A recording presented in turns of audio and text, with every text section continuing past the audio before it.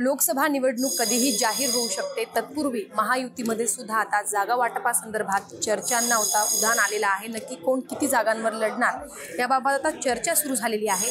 काल शिवसेना शिंदे गटाची एक बैठक पार पडली वर्षा या निवासस्थानी खासदारांची खास करून, आणि या बैठकीमध्ये जागा वाटपासंदर्भात चर्चा झाल्याचं बोललं जात आहे. आपल्यासोबत या संदर्भात बोलण्यासाठी खासदार धैर्यशील माने आहेत. आपण त्यांच्याशी बातचीत करूया. सर, असं कळते की शिंदे गट 18 जागा लढवण्यासाठी इच्छुक आहे आणि तसा दावा सुद्धा करणार आहे.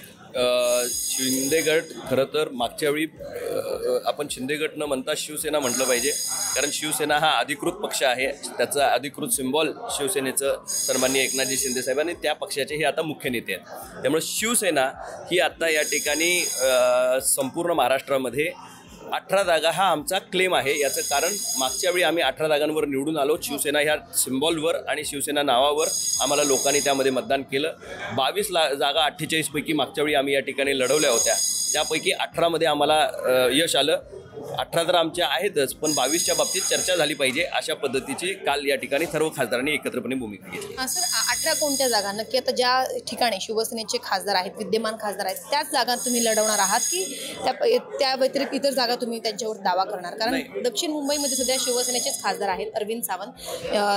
त्या जागेवरती आता भाजप क्लेम करताना सध्या बघायला मिळत आहे. नक्की कोणत्या 18 जागांवर तुम्ही लढवणार आहात? ज्या शिवसेनेच्या सिम्बॉलवर निवडून आलेल्या आमच्या जागा आहेत त्या सर्व जागांवर शिवसेनेचा क्लेम आता या ठिकाणी आहे.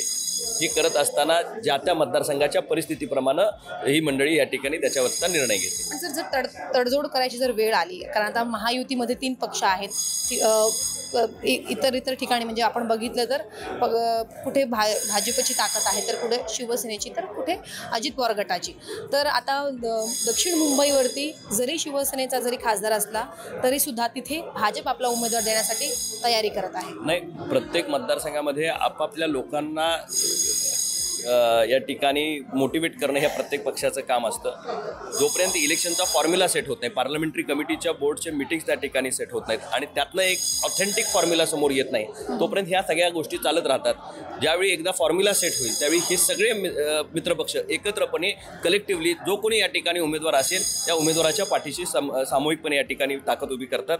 आणि निश्चितपणे आत्ता ही क्लॅरिटी नसल्यामुळे काही मतदारसंघामध्ये चाचपणी चालू असते आणि तो एक प्रक्रियेचा भाग आहे. आता सध्या तरी कळते की भाजप 30 जागांवरती निवडणूक लढवणार आहे आणि तुम्ही सांगतात की 18, म्हणजे भाजप सगळ्यात जास्त जागा लढवेल. त्यासाठी शिवसेना रेडी आहे का? नाही, भाजपने सगळ्यात जास्त जागा लढवल्याच पाहिजेत. तो सर्वात मोठा पक्ष राज्यातला आहे.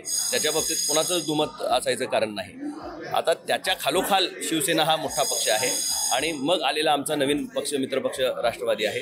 त्यामुळे ह्या सगळ्यांना ॲकोमोडेटिव्हली आपल्याला पुढे घेऊन जात असताना सीट शेअरिंगमध्ये मागचा फॉर्म्युला जसाचा तसा राहील असं काही परिस्थिती नाही. पण त्याचबरोबर जो फॉर्म्युला तयार होईल तो स्थानिक परिस्थिती आणि त्या मतदारसंघाच्या अनुषंगानं सगळ्यांच्या अंडरस्टँडिंगनं तयार होईल. सर, पुढच्या महिन्यात निवडणुका जाहीर होतील. अजूनही क्लिअरिटी जी आहे ती झालेली नाही आहे. तर महायुतीची बैठक कधी होणार आहे?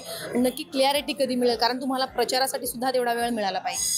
प्रचाराला वेळ, आता प्रचार सर्वांचे चालूच आहेत. ज्या ते मतदारसंघामध्ये आपले लोक खालीपर्यंत ग्रासरूट लेवलपर्यंत त्या ठिकाणी काम चालूच आहे. पण त्याचबरोबर हा जो फॉर्म्युला सेट व्हायचा आहे त्याला काही वेळ लागतो. त्याचं मंथन चिंतन या ठिकाणी सर्व पार्लमेंटरी कमिटीमध्ये या ठिकाणी होईल आणि हा प्रत्येक मतदारसंघातला सब्जेक्टिव्ह विषय परत त्यांच्यासमोर त्या ठिकाणी येईल आणि मग तिन्ही पक्षांनी एकत्रपणे जो निर्णय घेतील त्याला सगळे महायुतीचे पक्ष या ठिकाणी बांधील राहतील. आता ठाकरे गटाकडून कोणी येणार आहे का? कारण आता लोकसभा निवडणुका जवळ आलेल्या आहेत.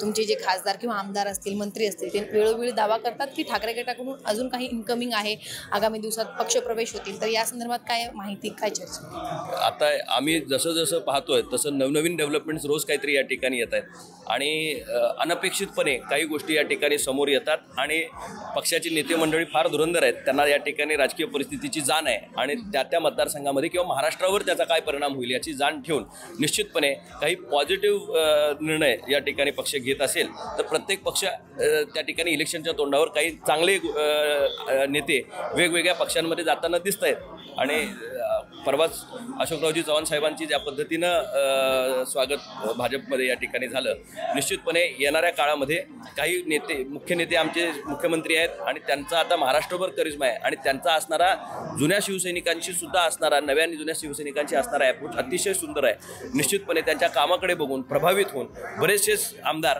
निश्चितपणे पाईपलाईनमध्ये असतील, याच्या बाबतीत माझ्या मनामध्ये शंका आहे. जागा वाटपावरून कुठे नाराजी आहे का? कारण मागच्या आठवड्यामध्ये जेव्हा गजानन कीर्तीकर हे माध्यमांशी बोलत होते तेव्हा ते असं म्हणाले की आम्ही काही भाजपच्या दावणीला बांधलेलो नाही, आम्हाला जेवढ्या जागा पाहिजेत किंवा आम्ही कमी जागा लढवणार नाही, आम्हाला तेवढ्याच जागा पाहिजे जेवढ्या जागा आम्ही 2019मध्ये लढवल्या होत्या. तर त्यांच्या या वक्तव्याने असं कुठेतरी दिसते की महायुतीमध्ये सध्या जागा वाटपावरून मतभेद आहे.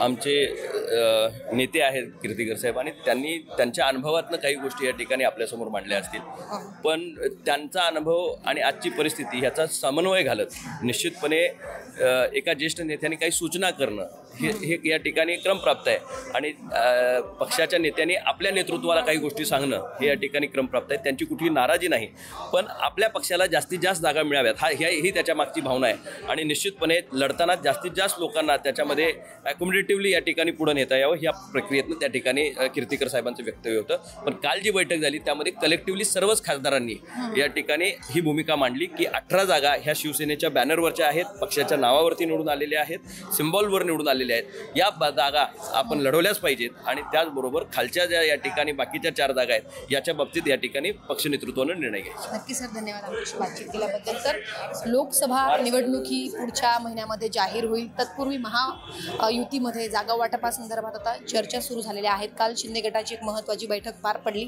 त्या बैठकीमध्ये जागा वाटपासंदर्भात चर्चा झाली आणि 18 जागांवरती सध्या शिवसेना शिंदे गट हे दावा करताना आपल्याला बघायला मिळत आहे. सीमा आढे, लोकमत डिजिटल, मुंबई.